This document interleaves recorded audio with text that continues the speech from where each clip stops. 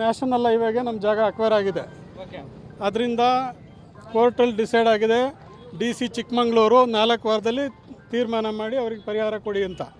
ಇನ್ನೂ 4 ವಾರ ಅಲ್ಲ, 8 ವಾರದ ಮೇಲೆ 3 ತಿಂಗಳಾಗಿದೆ. 4 ವಾರ ಅಂದರೆ 1 ತಿಂಗಳು, 3 ತಿಂಗಳಾದರೂ ನಮಗೆ ಪರಿಹಾರ ಕೊಡ್ತಾಯಿಲ್ಲ.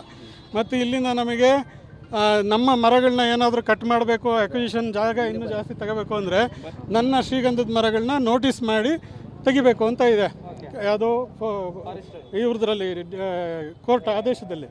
ಆದರೂ ಕೋರ್ಟ್ ಆದೇಶದಂತೆ ಇವರು ಯಾವುದೇ ನಮಗೆ ಪರಿಹಾರ ಕೊಟ್ಟಿಲ್ಲ, ಮಾಹಿತಿನೂ ಕೊಡದಲ್ಲೇ ಮೊನ್ನೆ ಗಿಡನೂ ತೆಗೆದಿದ್ದಾರೆ. ತೆಗೆದ ಮೇಲೆ ನಾವು ಫಾರೆಸ್ಟ್ ಡಿಪಾರ್ಟ್ಮೆಂಟಿಗೆ ಹೋಗಿ ಕಂಪ್ಲೇಂಟ್ ಕೊಟ್ಟರೆ ಕಂಪ್ಲೇಂಟನ್ನು ತಗೊಂಡಿಲ್ಲ. 100 ಮರಕ್ಕಿಂತ ಹೆಚ್ಚಿಂದಾಗಿ ಒಟ್ಟು 3000 ಮರ ಮೊದಲೇ ಕಿತ್ತಿದ್ದಾರೆ. ಅದಾದಮೇಲೆ ಅಕ್ವಿಸಿಷನ್ ಆಗದೇ ಇರೋ ಜಾಗದಲ್ಲೂ ಕೀಳ್ತಾ ಇದ್ದಾರೆ.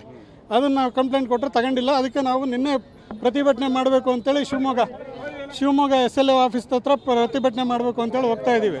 ಆವಾಗ ಇಲ್ಲಿ ಅರಣ್ಯ ಭವನಕ್ಕೆ ಕರೆದುಬಿಟ್ಟು ನಮ್ಮನ್ನು ಅರಣ್ಯ ಭವನದಲ್ಲಿ ನಮಗೆ ಅವಮಾನ ಮಾಡ್ತಾರೆ.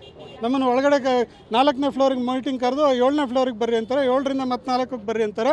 ಕೊನೆಗೆ ನಮಗೆ ಒಳಗಡೆ ಬಿಡ್ಕೊಳ್ಳೋದೇ ಇಲ್ಲ, ಅವಕಾಶ ಕೊಡೋದಿಲ್ಲ ಮೀಟಿಂಗಿಗೆ.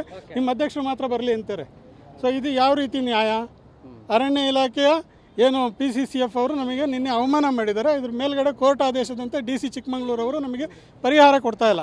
ಸೊ ಅದರಿಂದ ನಮಗೆ ಬೇಗ ಪರಿಹಾರ ಬರಬೇಕು. ಈ ಹೊಸ ಮುಖ್ಯಮಂತ್ರಿಗಳು ಪ್ರಯತ್ನಕ್ಕೆ ಮುಂದಾದ್ರಿ ಅಂತ ನನಗೆ 9 ವರ್ಷ 10ನೇ ವರ್ಷ ಇದೆ. 2016ರಲ್ಲಿ ನೋಟಿಫಿಕೇಶನ್ ಆಗಿದೆ. ಅವತ್ತಿಂದ ಇವತ್ತವರೆಗೂ ನಾವು ಹೋರಾಟ ಮಾಡ್ಕೊತಾನೆ ಬಂದಿದ್ದೀವಿ. ಇನ್ನೆಷ್ಟು ವರ್ಷ ಹೋರಾಟ ಮಾಡೋಕ್ಕಾಗುತ್ತೆ ನನ್ನ ಕೈಯಲ್ಲಿ?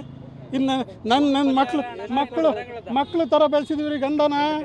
ನನ್ನ ಮಕ್ಕಳ ಥರ ಬೆಳೆಸಿದ್ದೀವಿ. ಅಂಥ ಗಂಧದ ಮರಗಳನ್ನ ಇವ್ರಿಗೆ ಕಡಿದ್ರೆ ನನ್ನ ಹೆಂಡತಿ ಮಕ್ಕಳು ನನಗೆ ಎಷ್ಟು ಸಿಟ್ಟು ಬರುತ್ತೆ ಅಂತ ಹೇಳಿದ್ರೆ, ಹೆಂಡತಿ ಮಕ್ಳಿಗೆ ಕೈ ಹಾಕಿದ್ರೆ ಏನು ಮಾಡ್ತೀರಾ ನೀವು? ಪರಿಹಾರ ಬರ್ಬೇಕು ಸರ್ ಒಟ್ಟು 125 ಕೋಟಿ ಬರಬೇಕು ಅಂತೇಳಿ ಇವರೇ ಬರೀತಾರೆ. 151 ಕೋಟಿ ಸಾರಿ, ಯಾರೋ ನ್ಯಾಷನಲ್ ಹೈವೇ ಸರ್ಕಾರಕ್ಕೆ ಬರೆದು ಸರ್ಕಾರದಿಂದ ಕಡಿಮೆ ಮಾಡಿಸ್ತಾರೆ. 420 420 420 ರೂಪಾಯಿಗೆ ಬರೀ 125 ಕೋಟಿ ಇದ್ದಿದ್ದು 125 ಲಕ್ಷಕ್ಕೆ ಮಾಡ್ತಾರೆ.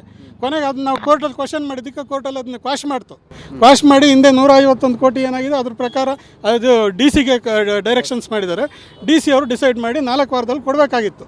ಇನ್ನೂ ವಿಳಂಬ ಮಾಡ್ತಾಯಿದ್ದಾರೆ. ಇನ್ನೂ ವಿಳಂಬ ಮಾಡ್ಕೊಂಡು ರಸ್ತೆ ಆಗೋದ್ಮೇಲೆ ನಾವೇನು ಸುಮ್ಮನೆ ಕೋರ್ಟು ಅಂತ ಅಡ್ಡಾಡೋಕ್ಕಾಗುತ್ತೆ? ಅದಕ್ಕೆ ನನ್ನ ಜೀವ ಇರೋದೇ ಬೇಡ ಅಂತೇಳಿ ಶ್ರೀಗಂಧಕ್ಕೋಸ್ಕರ ಬೆಳೆದಿದ್ದೀನಿ.